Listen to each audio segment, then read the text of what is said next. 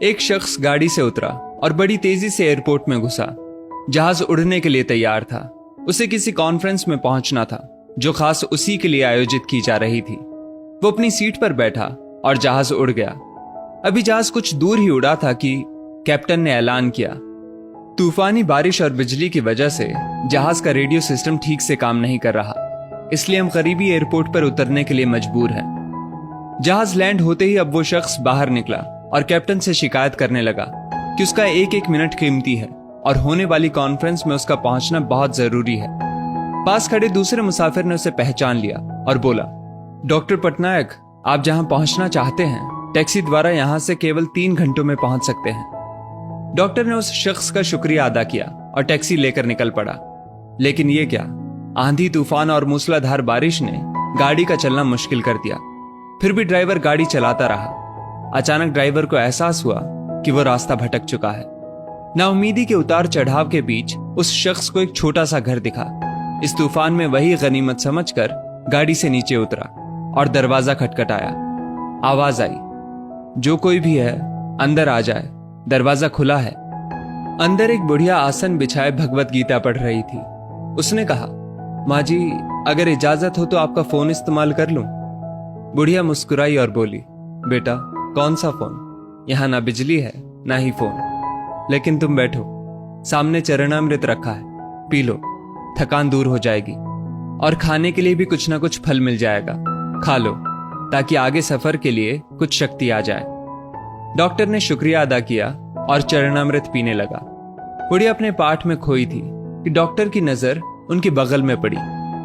एक बच्चा कंबल में लिपटा पड़ा था जिसे बुढ़िया थोड़ी थोड़ी देर में हिला देती थी।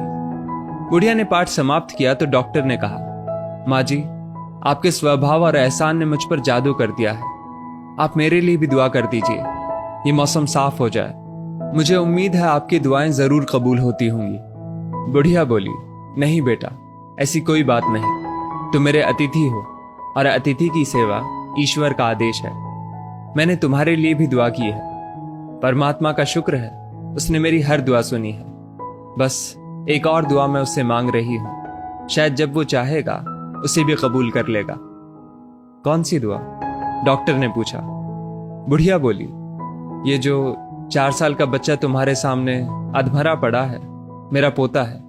ना इसकी माँ जिंदा है ना ही बाप। इस बुढ़ापे में इसकी जिम्मेदारी मुझ पर है। डॉक्टर कहते हैं इसे कोई खतरनाक रोग है जिसका वो इलाज नहीं कर सकते। वो कहते हैं एक ही नामवर डॉक्टर है। क्या नाम बताया था उसका? हाँ, याद आया, डॉक्टर पटनायक। वो इसका ऑपरेशन कर सकता है। लेकिन मैं बुढ़िया कहाँ उस डॉक्टर तक पहुंच सकती हूँ? बच्चे को लेकर जाऊं भी तो पता नहीं वो देखने के लिए राजी भी हो या नहीं। बस अब बंसी वाले से यही मांग रही थी कि वो मेरी मुश्किल आसान कर दे। डॉक्टर की आंखों से आंसुओं का सैलाब बह निकला। वो रूंधे कंठ से बोला, माई, आपकी दुआ ने हवाई जहाज को नीचे उतार लिया, आसमान पर बिजलियां कौंधवा दी, मुझे रास्ता भुलवा दिया ताकि मैं यहां तक खींचा चला आऊं। हे भगवान, मुझे यकीन ही नहीं हो रहा कि कन्हैया एक दुआ कबूल करने के लिए अपने भक्तों की इस तरह भी मदद कर सकता है। दोस्तों, वो ईश्वर सर्वशक्तिमान है। जहां इंसान बेबस हो जाता है वहीं से उसकी परम कृपा शुरू होती है। यदि इस वीडियो ने आपका दिल छू लिया हो तो इसे लाइक शेयर अवश्य करें और ऐसी ही बेहतरीन वीडियोस के लिए